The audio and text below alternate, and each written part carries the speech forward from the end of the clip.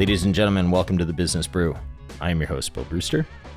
This episode features Amanda Agati, Chief Investment Officer at PNC Financial Services Group.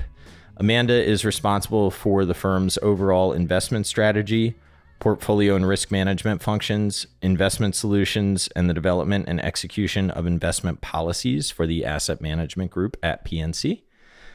The last number that I saw cited was that the asset management group had $180-ish billion as of the third quarter of 2021. So Amanda is overseeing quite a book of assets. This conversation is more broad than it is deep, given Amanda's role. It was super fun to talk to her. I have enjoyed getting to know her, and hopefully she'll come back on the pod sometime. This episode is sponsored by Bastier Partners, a boutique investment bank. Bastier's founder and managing member is Nader Afshar, fan of the pod. Nader is described as a connector, high integrity, a low-key version of Byron Trott, and the rare investment banker that focuses on the alignment of interests and incentives. I appreciate him allowing me to do some due diligence on him and his firm, and I appreciate Bastier's support. As always, none of this is financial advice. All of the information contained in this program is for entertainment purposes only. Please consult your financial advisor before making investment decisions and do your own due diligence. And with that out of the way, I hope you enjoy the episode. Thrilled to be joined by Amanda Agati. It's Agati, right? It is, yes. There you go. Good. I'm glad I didn't blow that right out of the gate. Me too. Yeah, that would have been a terrible way to start. Right. Do you want to tell people a little bit of your background and what you do at PNC? Sure. So I am PNC's Chief Investment Officer. And what that means is I'm responsible for the entire investment offering for PNC's asset management business. We have about $180 billion in assets under management as of the end of the quarter, certainly subject to some market fluctuation here for sure. But in this capacity, in terms of asset management, we serve a number of different client segments. And so we service family offices, ultra high net worth individuals, and institutions. So it really runs the gamut. I always say it takes a village to support a business of this size in terms of advice and guidance that we provide. And so a lot of the functions that I'm responsible for and oversee fall into a number of different categories, including investment strategy, portfolio construction, manager research, responsible investing. Dare I say crypto falls into my world as well. I know that's a hot topic, certainly these days. We have a portfolio analytics team. We have 4 proprietary investment teams that do individual security selection along a few different asset classes and mandates, and then all the operational risk, legal, et cetera, underpinning the offering. So it is quite a job. Yeah, and I would imagine lately more exciting. I don't know if exciting is a great thing or a bad thing, but it's certainly, I was thinking to myself, the 2020s have been an interesting start of a decade. Anything but normal, that's for sure. Far from it. When there's no guidebook or playbook for the experiences that we're all dealing with and that the markets are trying to wrestle with, it does make for exciting and yet sometimes challenging times. I'm short on sleep, that's for sure, as a function of these last few years. Yeah, well, I think I've aged 5 years and 2 years, so I got that going for me. Yeah, I always joke that I'm aging in dog years. I'm a dog person, so that joke resonates with me that I'm definitely aging exponentially. So I'm with you on that. I just got a puppy. You did? What kind? A golden. She's growing very fast. Awesome. We got a dog just about a year ago. She's going to be a year old in 2 weeks. And it was the best and the worst decision we ever made. We love her, and she's absolutely horrible. She doesn't have a single manner at all. She's sweet, but she's literally terrible. Yeah, well, so it's like Marley and me. Kind of. Yeah, I was hoping for a little bit more well-behaved, like a big, hairy, slobbery lapdog, if you will, that would just hang out with me while I'm in here in this office doing all of this work. And she doesn't want any part of this room or me, frankly. Sometimes I'll bring my dog in while I'm recording a podcast, and I don't know if you see my beautiful paper shades that separates my office from my home. Well, she started to chew those, and then she likes all the cords. So there's nothing I can do except for put her in a crate. Yeah, so we're in the same boat for sure. Mine is about 110 pounds Oh, now, though. So wow. hopefully your puppy isn't quite that big of a giant. That's a So legit sized dog. I didn't say what she was. She's actually a Great Pyrenees, but so it's basically like living with a polar bear slash Wow. tyrant. So, Tyrant. uh, she keeps it interesting. We do love her. I can't trash her too much, but she has a lot of learning and manners to acquire. Well, at So 110 pounds, she can do a lot of damage too. yes, she can. We have found that out for sure. Yeah, I will need to replace my floorboard or the baseboards in my house. They have become a chew toy, which has been fun That for sounds no about one. right. Yeah. Yep. Yep, that sounds right. There's a bear market in baseboards in my house. There's a bull market in rawhide dog bones in our There you house. go. Yeah, we're on the pig ear train. So, Yeah, okay. All right. I guess as I like the things that you sent me, the good, the bad, and the ugly, and I'd love to kind of pick your brain a little bit about how you were thinking coming into this year, how that's changed a little bit, and I know it's a really broad question, but maybe we can talk a little bit about where we are. And I know the hot topics, inflation and whatnot. So, I don't know if you want to riff on some of that. Yeah, so we entered 2022 actually feeling pretty good about the backdrop, the underlying fundamentals, the trajectory of earnings growth, the trajectory of economic growth, at least in the US for sure. And even though valuations were elevated in a number of asset class categories, we actually felt like there was still room in the cycle, that we didn't need to make meaningful portfolio changes in response to what we were seeing. We were feeling like it was going to be a little bit of a deja vu kind of a year, not in terms of record breaking market returns and performance like we saw in 2021, but a lot of the key themes were similar or variations on basically the same types of themes that investors have been focused on. And so, of course, all of that got turned upside down in a matter of like 30 days, maybe 45 days in total. We entered the year thinking that the Fed would do maybe 1 to 2 rate hikes over the course of 2022. It was pretty casual in terms of that maybe. We knew that they were going to shift and move away from ultra accommodative policy, of course. We knew that they were going to begin to taper the balance sheet, but the pace of change in terms of their tone and rhetoric was basically, much faster, more aggressive than what we and certainly the consensus view had been. So in a matter of a very short period of time, we feel like the world got kind of turned upside down as it relates to that. In addition, we didn't have in the crystal ball forecast Russia invading Ukraine or the pressure that was going to come into the commodity complex and energy prices in particular, from a risk premium perspective. And so it really turned into a nowhere to run and nowhere to hide kind of first quarter. And we're still certainly feeling the effects of that as the market continues to wrestle with, some of these big macro headwinds. I would liken it to a perfect storm of macro headwinds. And so, not surprising to see the market grappling with and wrestling with how to reprice this narrative as it continues to rapidly evolve here. We're thinking about 5 major headwinds at this point, right? It's global inflation sitting at elevated, sustained levels. I don't know what word to use to describe how elevated it actually has gotten, not only for the US, but across the globe. That's obviously having a significant impact, much more so than what we had anticipated coming into the new year.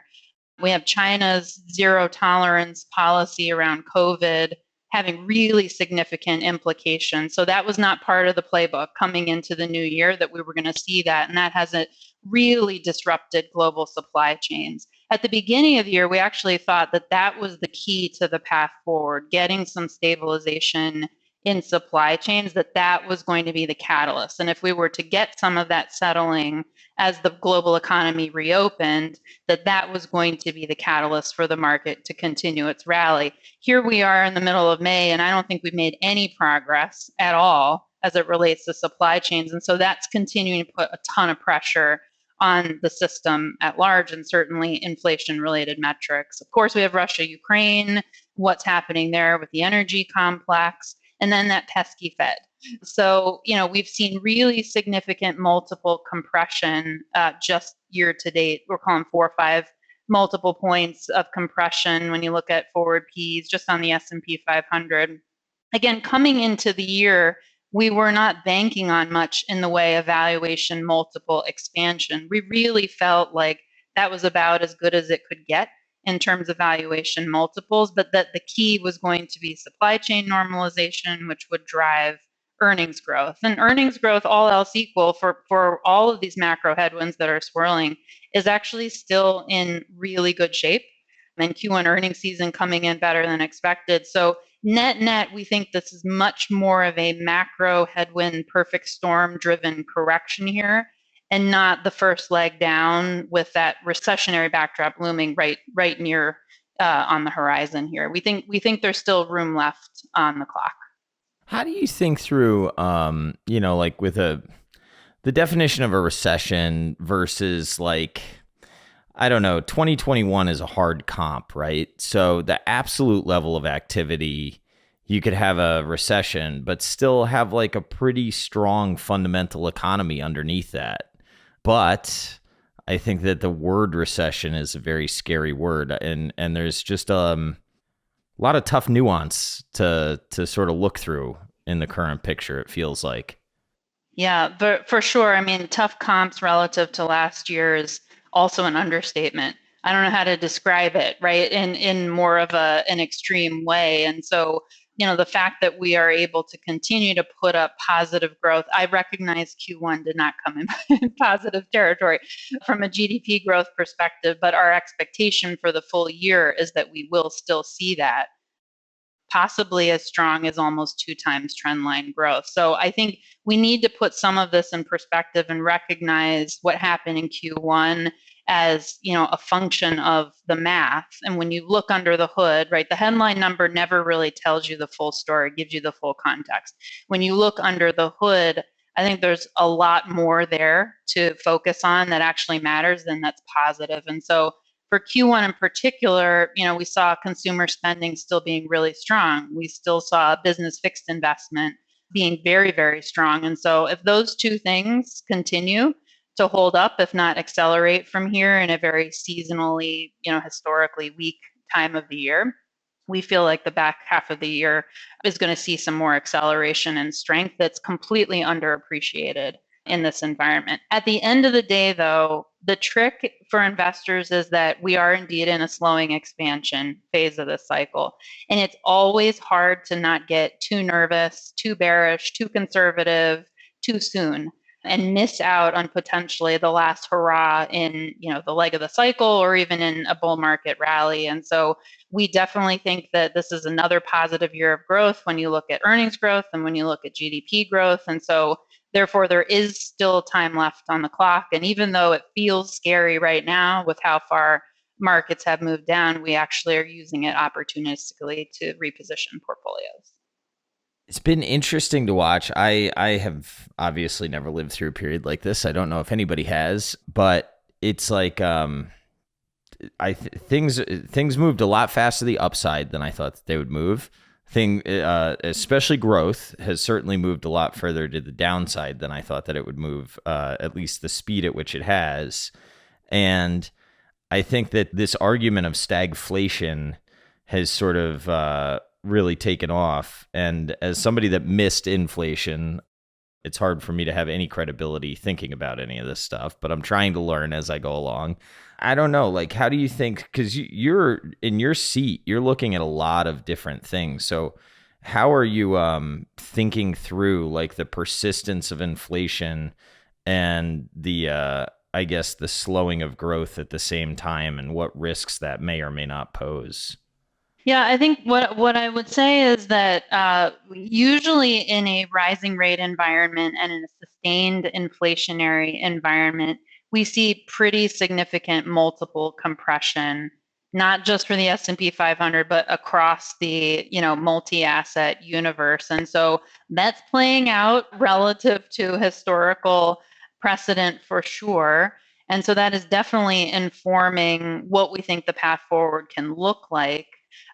We don't believe that we are entering a period of stagflation. So that's not our base case. Our base case continues to be a slowing expansion, phase of the cycle with recessionary probability picking up like in the second half of next year. I think the net effect of what we're looking at here is really that the underlying fundamentals are still strong but slower on a relative basis. And so when we look at portfolio positioning, it doesn't pay too much in this type of uncertain environment to be really far out on the wings, to be making really significant stylistic or tactical bets. And so what we've been doing with portfolios is reducing some of those over and underweight positions, getting closer to more of the strategic baseline. It's important to stay really diversified given how volatile the backdrop is and the fact that there wasn't really anywhere to hide, especially in Q1. We had stocks down and bonds down at the same time. It's not unusual that both of those asset class categories would be down. What's unusual is the magnitude of the decline, that both are in effectively correction territory, if not more severe than that. And so we are searching for some semblance of ballast in portfolios, and the usual suspects that you would rely on, like fixed income being that insurance policy in the portfolio. It's not necessarily what it has been historically. We're effectively at the end of a 40-year bull market in fixed income. And so perhaps it's not entirely surprising to see some of this pain as this regime starts to shift here.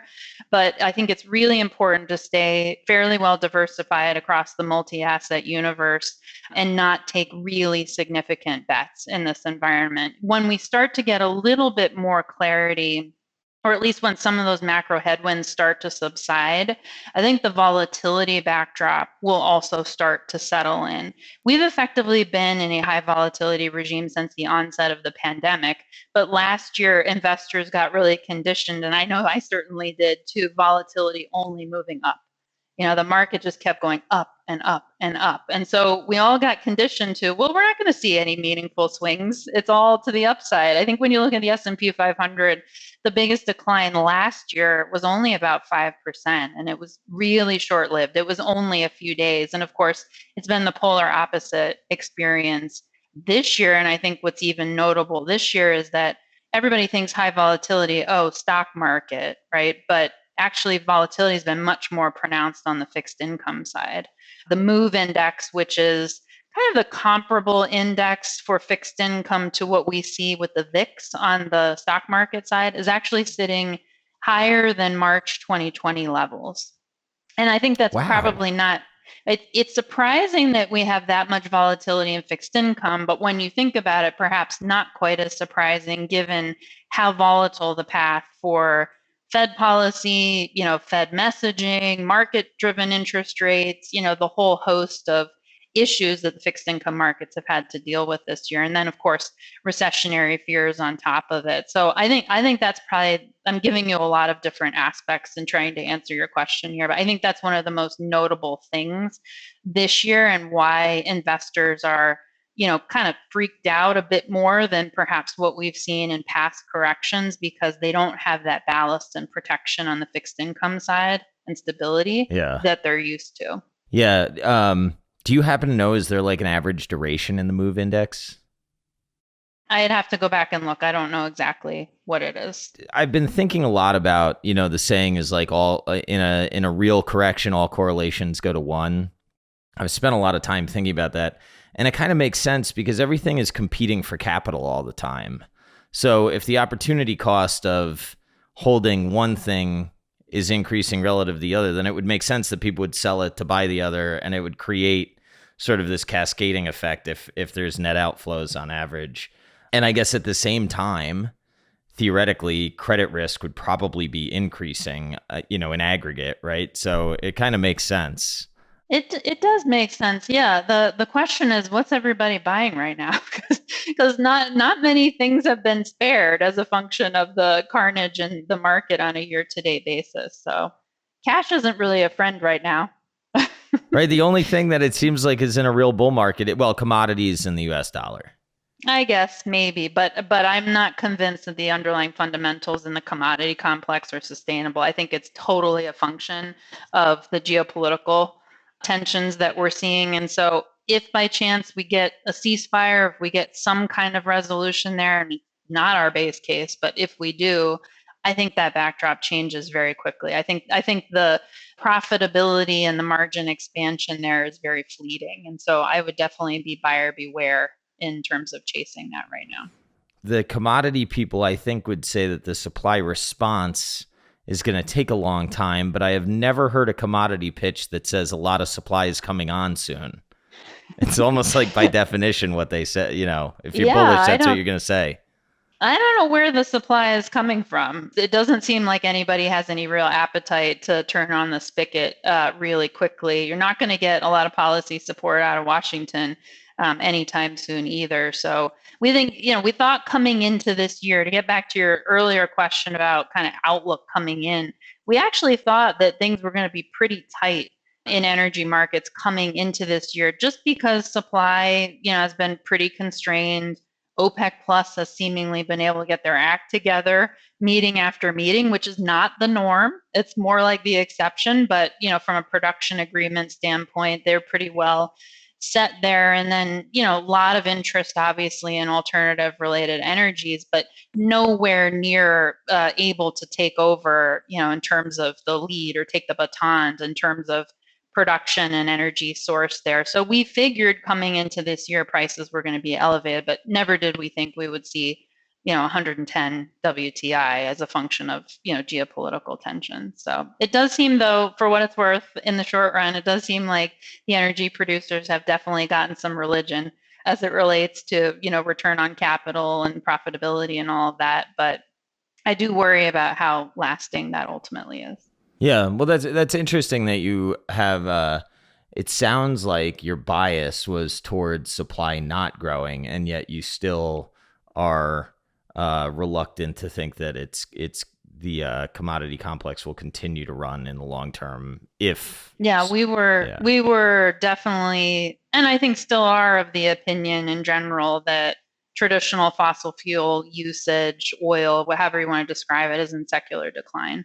So yeah, that's kind of forming the opinion around supplies being constrained. At the end of the day, though, we're in a very different place because the world is awash in supply. It's just a question of whether we want to actually produce it, right, and get it out of the ground. The onset, I mean, this is not like new news, but like the onset of the discoveries around fracking in North American shale have completely changed the dynamic. We just need the will to actually produce it and in fairly rapid fashion to make any meaningful difference in terms of offsets here. And I'm just skeptical that in the very short run, we'll be able to move the needle. I think to the extent that this stays in place for, a fairly significant amount of time, I think we'll start to see some evolution there and some movement towards more production.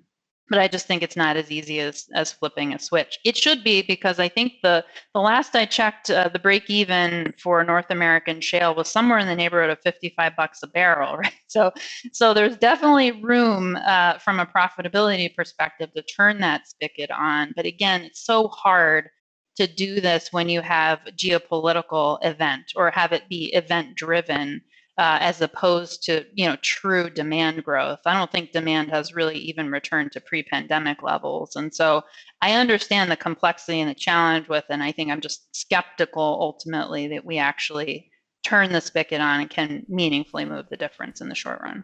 Yeah, it doesn't help that I don't think capital providers are particularly interested in funding a lot of fracking, at least. I don't know. The last time that happened, it didn't work out so well for a lot of people. So no, it didn't. No. Yeah, it's funny because I've it's not funny. It was a silly mistake on my part, but I've read like what Marathon's written on capital cycle theory, and here I just missed it, and it was right under my nose. But whatever. Won't be the first or last thing I miss. There will be plenty more. How do you keep all of this in your head? You cover an immense amount of breadth, right? So how do you do this? It's definitely a challenge. I drink a lot of coffee and I definitely do not sleep very much, as I think my dark circles can probably show here. It's a lack of sleep and definitely allergies, given the time of year here that we're recording. But seriously, though, I mean, it is a lot to capture. We're responsible for coverage, insight, actionable points of view across the multi-asset universe. So that's public equities, public fixed income, and alternatives. And so it's important for me to have the perspective, given all of what we need to do to support and advise our clients. And at the end of the day, I have a really strong team behind me. I'm not a one-woman show. And so trusting in the team and their significant depth of experience and expertise certainly is a key component of this job as well. What was your career path like? You've ascended quite high. I guess I have. I don't spend that Yes. much time thinking about it. I'll give you the long and winding road to the career path. I'm a Penn Stater. So I graduated from Penn State with a degree in finance and a minor in economics and math. Nerd alert. And I started in investment banking, realized that there was way more to life than the grueling nature of being in investment banking. That is, there was no life doing that. That was right around 2001, just to date myself Oh, pretty well here. wow. That's an interesting And time to start. a very interesting time indeed. What did you cover? I was basically a generalist, but we were doing a lot of M&A related activity at the Yeah. time. A lot of pitch So books. a lot of pitch books, a lot of financial models. So a lot of good training. I'll put the Yeah. positive spin on it that it was a lot of good training for the balance of my career so far. But I finally realized that there was more to life than investment banking. And so I shifted gears into equity research. Again, as a generalist, that's kind of a hallmark of my career, having my hands on a lot of different things and not getting really, really deep and specialized in one specific thing. I think it wasn't a calculated decision, but it ultimately prepared me well for future jobs. And so spent a lot of time in equity research on the buy side, picking stocks for individuals as well as mutual fund strategies. And then was a portfolio manager for a little while and a lot of time in investment strategy. And then ultimately, I shifted into this role last year when my predecessor retired. So it's That's been a cool. whirlwind tour through all things investment management. I came to this through like basically studying some Buffett, and now that I actually kind of understand what he was saying, realizing how much I don't understand about what I used to think I understood. But I think if I could criticize my view of the world, it's a little too equity centric. Oh, And me too. Me too. yeah, Center of the universe is all things equities. Yeah.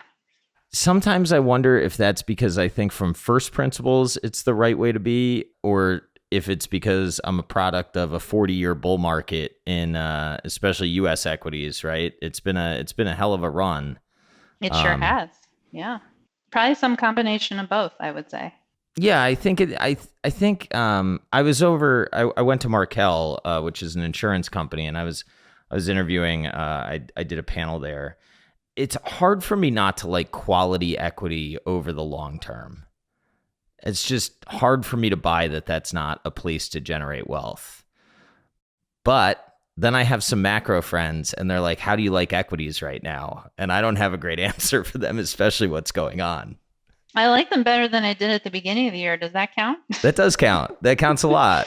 Given the dislocations that we've seen and the really sharp reset, but no real breakdown in the underlying fundamentals, I have to say that I like them better here. I mean, I think there are pockets of opportunity, even though it doesn't feel like it and doesn't feel like anything was really spared. I'm with you. I think large cap dividend growth in particular is very well positioned in this environment. I'm going to stick my neck out and say that I think quality growth in general growth at a reasonable price is also very well positioned. I'm going to go and say growth is the new value from that perspective, because I think there's a lot of defensiveness in those business models and strong underlying fundamentals. And so I think there's a lot of investors that are putting their eggs in the value basket, but there are some real structural issues that are sitting in the value side of the equation. And they haven't really fully recovered from the issues that were brought on by the pandemic. And so I feel like that's an area where you have to kind of turn it upside down a little bit and say, really, growth in this environment? But I think as growth starts to get more scarce, right, as we're in the slowing expansion phase of the cycle, and as we get this valuation reset, I think investors are going to slowly start to turn to paying up for growth. So I think it's getting very well positioned here. I wouldn't be backing up the truck in QQQ or the NASDAQ 100 just yet. I think there's still potentially a bit more pain ahead there. But some of these other areas, I think you have to start fishing around in. I think there's potentially some business models there on sale. How would you think about, and I'm just asking like more theoretically, when would you think about, the QQQ or whatever is interesting? And I guess what I'm really thinking about in my head is when growth hits a pocket, there's like such a difference between how growth investors look at investing and value investors look at investing that like the re-rating, I mean, we're seeing it, right? In all these growth stocks, there does not seem to be a bid. I think some of it is funds liquidating. I think some of it is just risk off. But there's definitely a fundamental point that makes sense to start buying. I'd argue it exists in some places right now, but I'd be interested to hear how you've got much more experience than I do. I'm not sure I have a great answer for you, other than to me, it seems like this just systematic re-rating. Like the discount rate is moving up as a function of what the Fed is doing, and therefore those future cash flows from those growth companies are worth less. But I'm not sure that that formula necessarily holds given the environment that we find ourselves in. I mean, I think there's some truth to that. And I think there's also some truth to valuations getting really overextended, if not crazy overextended in some areas of the aggressive growth spectrum here. But I don't know. I mean, I guess maybe I'm an idealist. I think there's still runway left in the cycle. And as I said before, even with a slowing expansion phase, growth is still positive. If we look at or just for the S&P 500, earnings growth for this year is still expected to be 10% or more. And that's a pretty strong result, even in a non-pandemic year, all else equal. Forget about the tough comps and everything. That's a strong result, and that is just not being appreciated currently in this environment. I think it's just sentiment is just, in the dumpster. Sentiment is just basically back to like the worst of the levels at the onset of the pandemic. And so I'm not sure that what's happening is fully rational. I think it's just, this is the next phase. This is what the Fed's going to do. So we're just going to, throw the baby out with the bathwater. Yeah. Yeah. It's funny. There's a quote that somebody said, he goes by Skeletor or Skelecap on Twitter. He said he had a PM that once said that when basically in bull markets, everybody's time horizon is years and years and years, right? And in a bear market, the time horizon comes tomorrow. Yep, that's exactly what we are certainly feeling and experiencing in conversations with clients, for sure. Yep, it's an amazing shift in terms of perspective and horizon when that happens. Yeah. So how do you talk to clients about that and kind of coach them through, hey, these are long duration assets and thinking long is the answer here? It's hard to get them to think opportunistically because everybody's like, well, what? Nothing was protective, right? There was no ballast in my portfolio. Like, why shouldn't I just pull the plug here? And I think what we try to do is come back to the goal and objective for the pool of capital that we're managing to, not losing sight of the long-term goal and objective, what it would mean to pull the plug now, miss out on potentially this sharp, significant rally to the extent some of these macro headwinds start to fade here. But we also come back to our investment process. A disciplined, repeatable investment process is really our guiding light and our guiding principle in terms of gauging that path forward. And if we felt really strongly that we were seeing one or more legs of that, investment process stool starting to falter, we'd be telling a very different story. But our process is very much focused on the technicals, the valuation backdrop, and business cycle related analysis. There's no one silver bullet. We're not hanging our hat on one particular type of analysis. You really have to have all three working in concert to get the right context and picture for the path forward. And while the technicals piece is definitely flashing a lot of red and a lot of pain, the other two components are suggesting still runway left, still positivity, still strong underlying fundamentals, still time left on the clock. And so the technical piece is the thing that moves the most. It's the most volatile of the whole process. That's what you want from a signaling effect.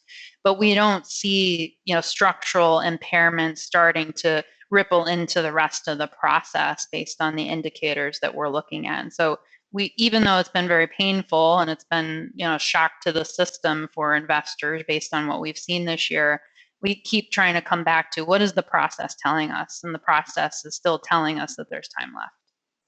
Yeah, I've struggled. I don't mean to make this about me, but I feel like I've been like 6 months behind, or well, maybe 6 months a little bit too punitive, but at least a month behind. And like I keep looking for the data to crack because the market is clearly saying that the data will crack, but the data seems like I look at treasury receipts. My buddy Bill got me looking at this. So if you look at like tax receipts, the amount of tax receipts that are coming from wages and withholding taxes right now, it's crazy. Like when you comp it to 2019, it's incredible. And I guess if somebody wanted to make a hyperinflationary argument, they'd say, well, yeah, that's because labor's tight, so they're going to make more, so things are going to cost more, and you get into this spiral. But it seems to me, with real estate prices doing what they did, which is what, like 2 years of 20 plus appreciation or something like that, stepping in and slowing this down seems to be like a very healthy process. I don't know. This seems cathartic in a way, but it certainly doesn't feel great. It doesn't feel good, mostly because I think we've overdone it in terms of the correction here. There's no question that we need to move back from ultra accommodative policy and stimulus and liquidity being injected into the system. At some point, this economy, this ecosystem, whatever you want to call it, has to stand on its own two proverbial legs. So I'm all in on the idea of walking back from ultra accommodation, but I think we need to be very careful about how far we go, because the thing that keeps me up at night more than anything else, and believe me, there's a lot of things that keep me up at night as an investor, and especially in this role, is the Fed fighting a battle that it can't actually win. Yeah. And, the Fed is used to fighting this battle in a very hot, overheating economy. I don't think that that's where we are. We're already in a slowing expansion phase of growth. Yep. And so, when I think about the exogenous forces that are driving up inflation, is the Fed raising rates going to do anything to energy production like we talked about earlier? Well, no. Is the Fed going to raise rates and not have any impact on Russia, Ukraine? Like, obviously not. Is it going to have any impact on COVID's situation and the zero tolerance policy that China's put into effect? No. Is it going to fix supply chains? No. I mean, it might slow down some demand to take a little bit of pressure off supply chains, but I think the Fed can only do so much with the tools in the toolbox. And so I don't know whether the Fed feels like it's fighting credibility issue or making up for lost time or because they're behind the curve. But I do worry that the Fed just goes so aggressively here that it ultimately breaks the cycle, and in the reality isn't actually all that effective in tamping it down. I mean, I think they can do their part, and I think if they keep going here, we can certainly end the year in a better place, a more manageable place from an inflationary backdrop. But I think there needs to be this recognition and realization that some of these other forces need to settle, and that will make a big difference in terms of the inflationary backdrop. So I want them to do a little bit more, but I don't want them to go as far as what maybe the market is pricing for. Yeah. I think there's a big disconnect in terms of what they need to do versus what they should do here. And that's the key. If we could get some real clarity on what they're actually going to do, I think it would make all the difference for the backdrop. I mean, a perfect example of this was a couple of days ago. We had polar opposite views in the same trading day from multiple Fed governors.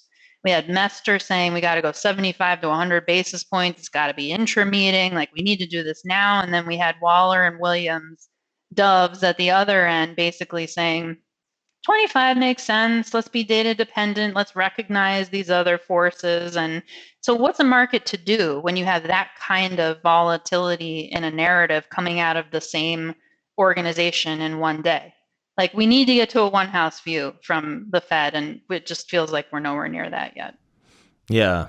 It's an interesting tension between the dual mandate of pursuing full employment and tamping down inflation.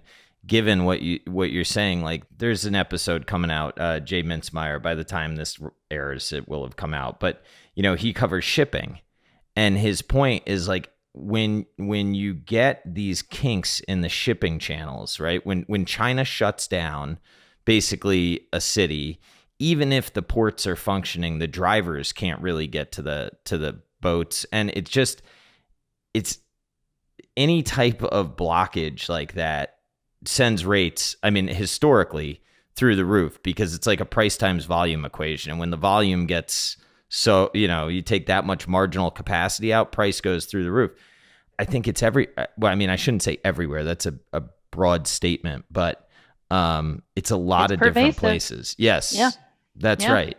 It absolutely is. Mm-hmm. And I don't know how you slow that down without, like, potentially breaking something more important. And at the same time, I have a mother that she works hard to provide for herself, and she's, like, really, really scared about food and gas. And I don't know, I feel for that group of people. I don't know what the answer is. Perhaps targeted relief, but then you maybe create more inflationary pressures. I don't know.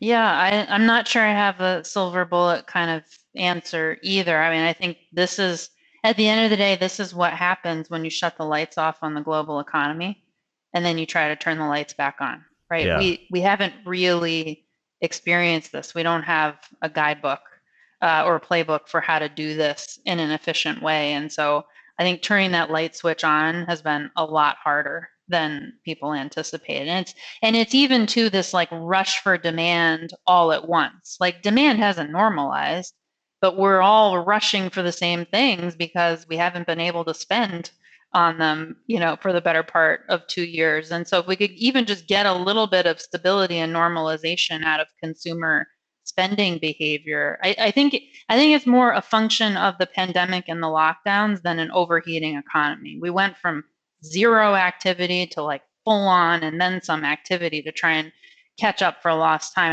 I think that dynamic is just really underappreciated here. I think we're being way too quick to try and, like, shut this off when there's other forces at play here. I think everybody has a role to play, I guess, is what I'm saying. I'm not sure that, the Fed can solve it alone. Yeah, well, another buddy said, try to book a plane ticket for this summer and then tell me what you think. Like, there's a couple weddings he was going to, and he was like, they could double the price of the plane tickets and I'm going to those weddings. I've waited to party with my friends for 2 straight years. Like, there's nothing that you can do that's going to stop me from going. And I think every single travel and entertainment company is saying we've never seen anything like this. But it's pent up demand, right? Yeah. I mean, it's 2 years of not being able to go anywhere or do anything of any real consequence, and consumer balance sheets being in the best shape, maybe they've ever been. I mean, we keep talking $2 trillion, sitting on consumer balance sheets. What I think is interesting is, like, we're effectively in a slowing expansion phase. We're in later innings of the cycle. I don't know about you, but I have investor whiplash from it. Like, record-breaking cycle market collapse followed by record-breaking opening here, and we're already talking about a recession. And so I think there's just this flood of activity, this race to catch up for lost time here. I don't think this is really, I don't think this is just really emblematic of, a true cycle. I don't think you can really compare this to past cycles and say, oh yeah, this is exactly what we should do. There's a lot of variables here that just aren't being taken into consideration. Do you think that some of the worry, specifically of inflation, I guess, when I was talking to my buddy from the macro firm, he said one of the issues that the Fed really has to fight is that, like, historically central banks have lost credibility over inflation fights, and it puts the Fed in a real predicament because they have to break inflation. And I wonder how much of our perception of reality is driven by the fear of that, combined with, like, I hate to blame it on, I'm not blaming it on social media, but I just kind of wonder how much is amplified by that dynamic. And then you get prices confirming things. And I'm a proponent of price drives narrative. I don't know. Like, have you ever seen anything like this before? No, I mean, this is the most challenging backdrop I've seen, certainly in my career, and trying to analyze it and navigate it and make decisions about what the path forward is going to look like is really challenging. The crystal ball that's sitting behind me, I don't know if you can see it behind me, is I do. I like hazy. that one. It's definitely hazy as it relates to, how to frame the path forward. I mean, I go on record all the time as complaining about the Fed. I mean, I'm inherently fighting the Fed. But in this situation, I actually feel like I'm the Fed's friend. So go figure. I'm taking a little bit of a contrarian view that, like, they need to do their part, but success doesn't necessarily mean getting to that 2% long run target here in the very short run. It's more like progress is considered success because of all of these exogenous forces. If Russia Ukraine went away tomorrow, if China's zero tolerance policy went away tomorrow, so supply chains could normalize, I think those things would make a huge difference in terms of the backdrop and normalizing what inflation looks like for this environment. I'm not saying it's going to be 2. I think the Fed still has to do its part. No, nothing about the backdrop settling is enough to call off the Fed. But I think the Fed could make some meaningful headway absent some of these forces. And so, our expectation is that the Fed is going to keep chipping away at it. But the thing, as I said earlier, that keeps me up at night is that they're absolutely fighting this credibility battle, and they're just going to keep going for it to try and make up for lost time. And that's where I think we end up in a really significant problem. So I'm the Fed's friend at the moment, as long as they go at a somewhat more measured pace than what perhaps some of the more hawkish views at the Fed are suggesting right now. Why are you on record often as criticizing the Fed? Because I'm always like, why are they doing this? Like, what on earth? I especially back in 2018 when the Fed went on autopilot and started tightening there, I was like, that's not. They don't need to do anything here. Like, we don't need tighter Fed policy. Like, that's not the key to the path forward. There were other forces at play at that time: tariffs, concerns around free trade, and all policy changes that were coming in the equation that were freaking everybody out. That's a technical term for investors, freaking them out. Yes. And so I was just like, this is, yeah. And and I was just like, this is not the time for the Fed to step in. Like, they should stay silent. They should stay out of it. That's not the problem here. And so inevitably, I'm just like, critical of whatever decision that they're making. I mean, I'm laughing about it because it's just one of those things where it's an easy target, right? Yeah. It doesn't mean that I have better information or more information or know any better. It's an easy target to make judgment calls against. But this is notable in terms of me, trying to support what they're doing, just recognizing that they're not going to be successful alone in this. Yeah.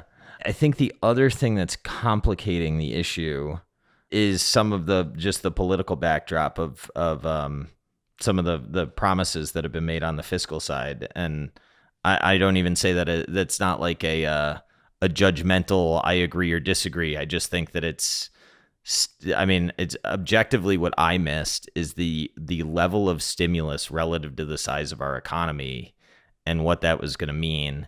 And I was so conditioned to see velocity not increase despite my perception of money supply increasing. It was fairly obvious in retrospect to see if you're actually giving people money, they're going to spend it, and then velocity increases, and then inflation, but I don't know how that all plays out going forward. I mean, if I did, then we'd be having a different conversation, right? We sure would be. I wish I had an answer for you. I don't know either, but I think it's all coming home to roost simultaneously. It's that flipping of the light switch as opposed to a gradual ramp. Like it was a shot in the arm, right? Like pun intended. Liquidity coming into the system, stimulus checks, like all in one shot, and a couple of doses and a booster on top of it, right? To just play off of the pandemic and all of that. And I think, we're just seeing it play out all at once as the economy has, I mean, we're not even fully reopened, but as the economy has largely reopened, it's just this mad rush all at once. I think we need to work off some of that pent up demand to actually see some normalization.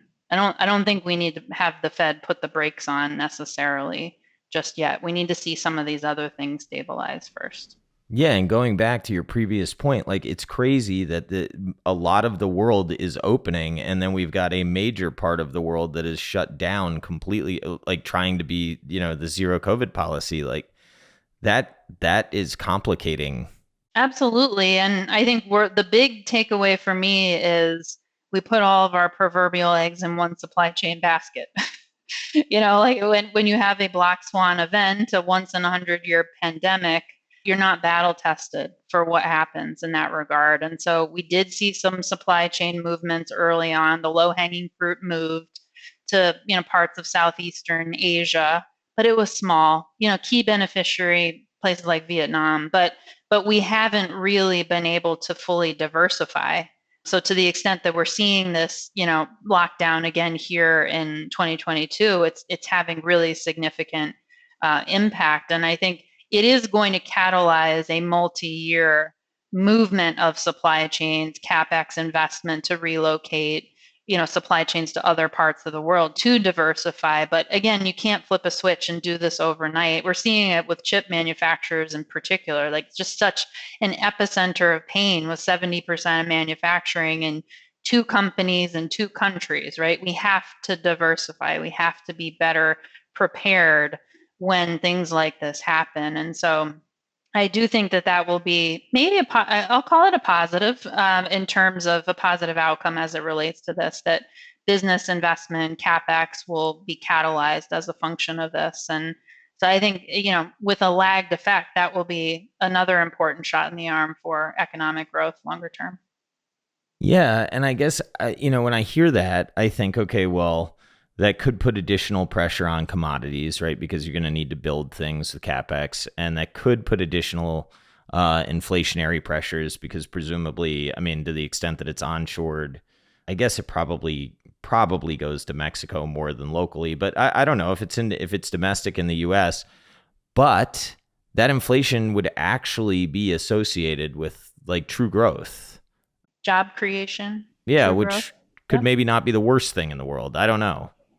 I think it would be a positive. I'm counting it as a positive. Maybe that's my internal optimism coming out here, but I think that would be a really strong positive. And we don't think everything is going to come back to North America or the US in particular, but those things that are absolutely critical inputs, especially healthcare related, right? We want to make sure that we have an appropriate level of inventorying and supply chain management that we can control our own destiny around. I mean, clearly just-in-time inventorying did not work when you have a black swan event of this sort. And so rethinking that in addition to supply chain management, I think is really important. And I think it's going to be a multi-year phenomenon in terms of investment spend because, it takes so much time to, put up a new chip manufacturing facility and all of that. So it's not going to fix it in the short run. That's not the silver bullet answer here, but I do think that will be a multi-year theme that investors can get excited about. To what extent Do you think about private valuations in the context of public valuations have moved around so much, right? The nice thing, I make a joke a lot. I say my private valuations haven't come down at all. So that's the ballast of the They haven't portfolio. marked to market, have they? No. Yep. It's a suitable replacement for fixed income, that's for sure. Yeah, just close your eyes and mark to model works, right? Yep. Yep. But how have you seen the shift in behavior to private investing and I don't know. I've kind of opened my mind to the idea that behaviorally there may be some validity to the idea that I've heard the idea of an illiquidity premium. I used to laugh it off. I actually think it's maybe not the dumbest concept in the world. No, we are strong believers in that illiquidity premium for sure. I mean, it moves around a lot, no matter whether it's private equity or private credit or private real estate. It's not the same premium. It's not one size fits all. But we actually were spending a lot of time talking with our clients around this idea towards the end of last year of moving from pretty elevated public equity valuations into private markets. Nothing was cheap. I'm not sure that anything, with the exception of a few, opportunistic ideas here, are like table pounding cheap. Even with the reset that we've had, more reasonable, I think, is the way to describe it. But we do think there's still a lot of runway in private markets. So whereas it feels like maybe the cycle is a bit shorter on the public equity side, we think there's still runway left in private markets. And really, private markets are the epitome of active management. And so we think that value that active managers and active strategies can provide, especially in this environment, are really, really valuable. And so we still think that there's a lot of opportunity in private markets, really across the spectrum. We're talking with clients about, making those moves in a thoughtful way. You don't want to put all of your, exposure into one particular vintage year or one strategy. So it takes time to build out a private markets related allocation. But we think the timing has been pretty good to think about shifting from public to private. And we think that will continue. We came into the year thinking that was going to be a pretty significant theme. And I think from a flows perspective, that's borne out. I think that will continue.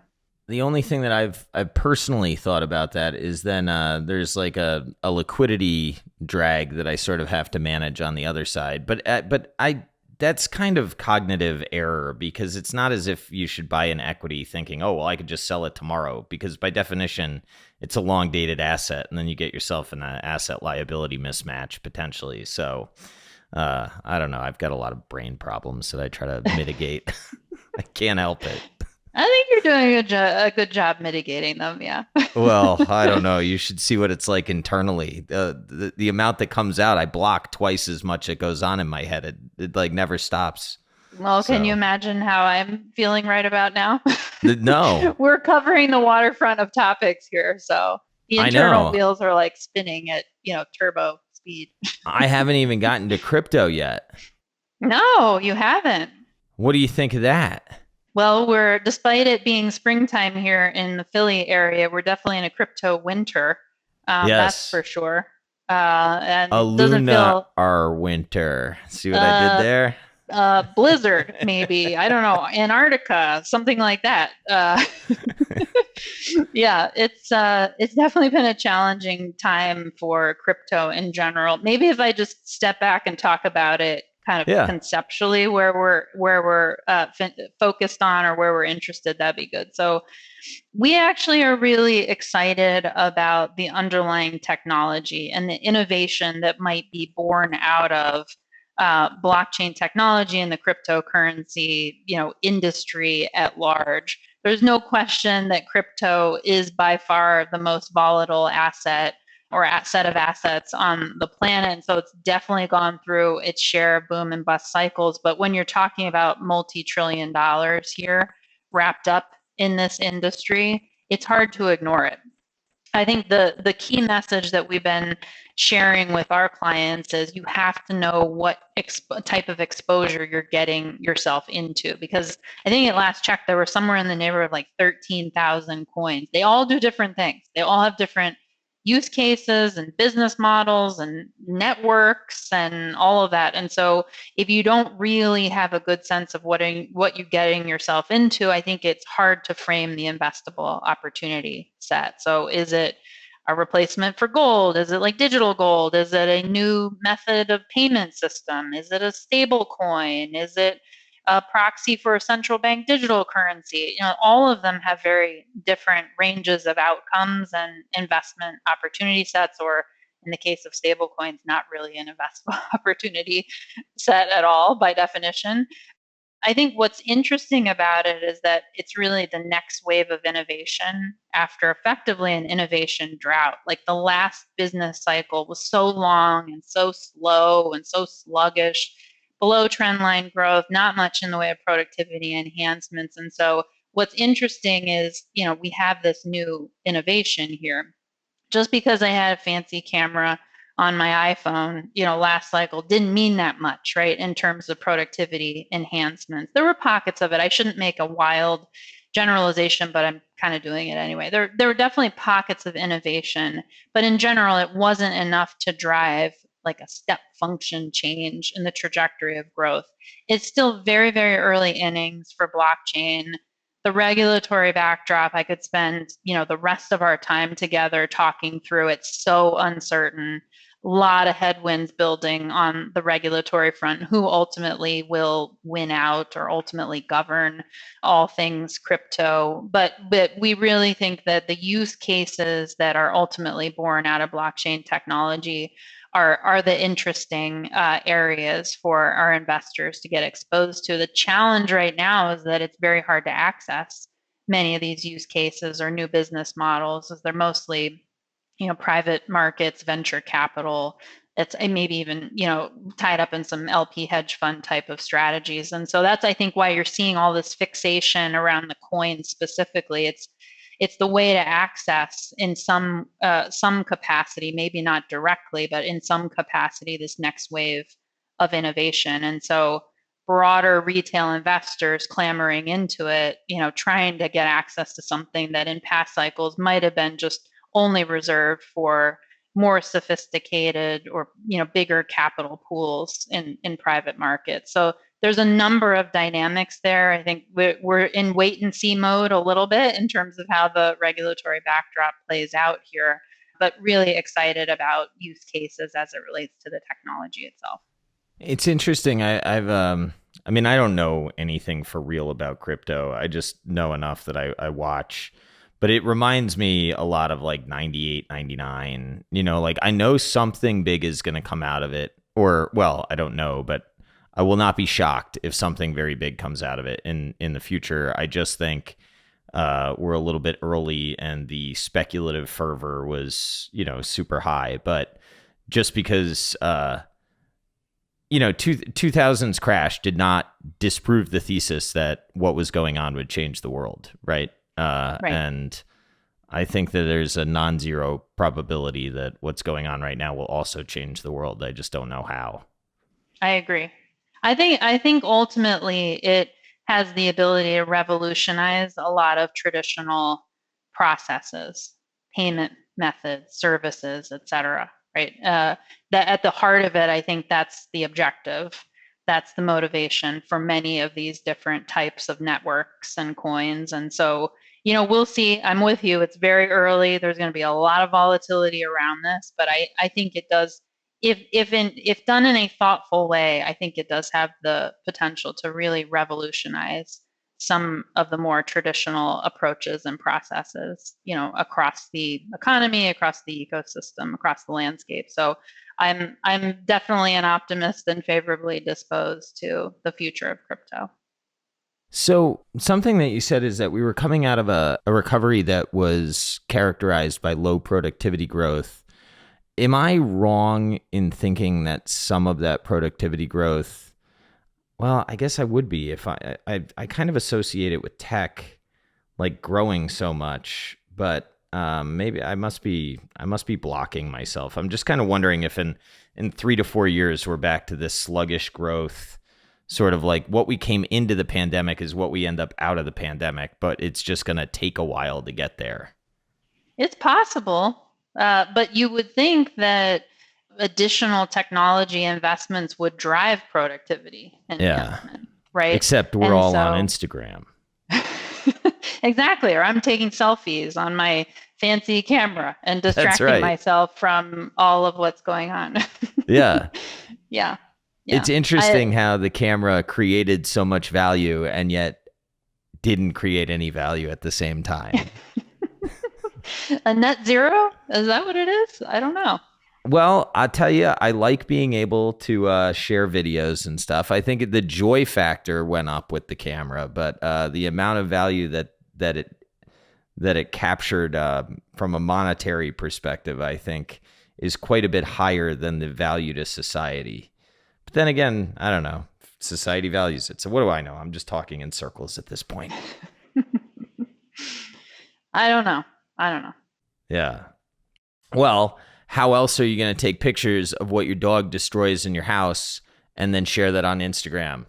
That's true. Or when she digs in a giant mud puddle in the backyard after it's been raining for 3 days here and then goes from a pure white dog to completely chocolate brown.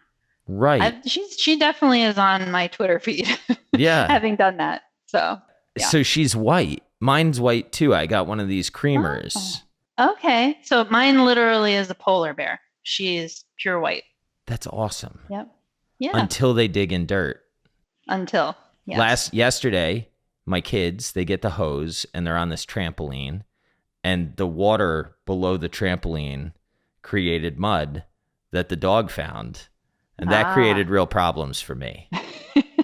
because Do you have a because dog washing station, maybe? no, we don't. No. But I think we're building a house, and I think we're gonna have that. But I had just come back from a work trip, and my wife told the kid, she said, "I'm going to take a nap. Your dad's in charge." She comes down, chaos. It was not good for me. Oh, so you're in the doghouse then? Correct. Correct. Yes, indeed I am. So, Yeah. I was at a bank, and I got to ask you this question. What would you attribute your success in your career to? It's not the easiest place to continue to climb the ladder, and you've navigated it. It is definitely not. Well, I've navigated to some degree, I guess. I don't know. I think there's still opportunities ahead, but I mean, clearly, I would say that I have worked really hard to get to where I am today. I mean, I think I don't want to underestimate how much that contributed to it, but I think in an organization of our size, fifth largest bank in the country now, you have to have strong advocates at 360 around you, supporting you. It's not just from the top down. I think that's really important. I've had people in high places advocating for me for sure over the course of my career, but I think the best scenario is when you have people below you and next to you and above you that are all cheering for you and all advocating on your behalf. And so I'd like to think that, the work alone stands for itself and that's the thing that catalyzes whatever the next opportunity is. But I've learned over time that it's much more about the relationships that you build in terms of how you can get, to whatever objective you're looking for. The work has to be there, it has to speak for itself, but the relationship aspect of the business is really important too. So I'm very grateful to have had a number of strong colleagues and mentors around me helping pave the way. Yeah, but you deserved it, and I know it because you talked about the people below you being your advocate too, and I think that is often an overlooked insight. I think back to I wasn't there for long, maybe 5 or 6 years or so, but some of the people that I think how they treated people below them probably put a ceiling on their career that could have been much higher, but not having the advocates among the people that worked for them, I think probably hurt. So that's very insightful. I do think it makes a big difference. I can't say that it was necessarily well calculated on my part. It's just me being me. And I think inherently I'm more of a servant leader type of person, and just kind of wired that way. And so that translates, that goes a long way in terms of getting buy-in from the people that work with you and around you. And I do think that makes a big difference. Everybody focuses on, the business as being a relationship business and talking about clients, right? And building relationships with prospects. But I think the internal relationship building is also really important, if not even more so. And I think that's really been my key to success over time. Well, my takeaway is that you're wicked smart, you're fun to talk to, you're an optimist, and you treat people well. So that seems to be a pretty good combination, to me at least. My goodness. Thank you. I can't ask for a stronger bullet point list than that. So thank you. Yeah.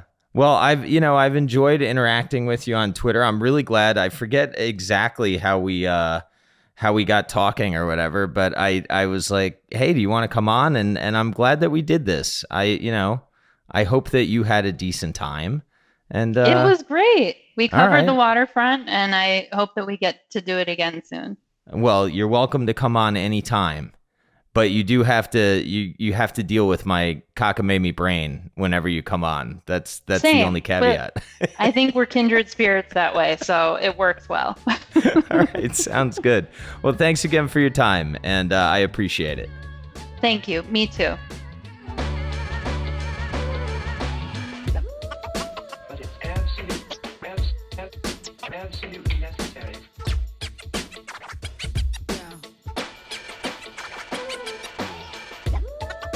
But it's absolutely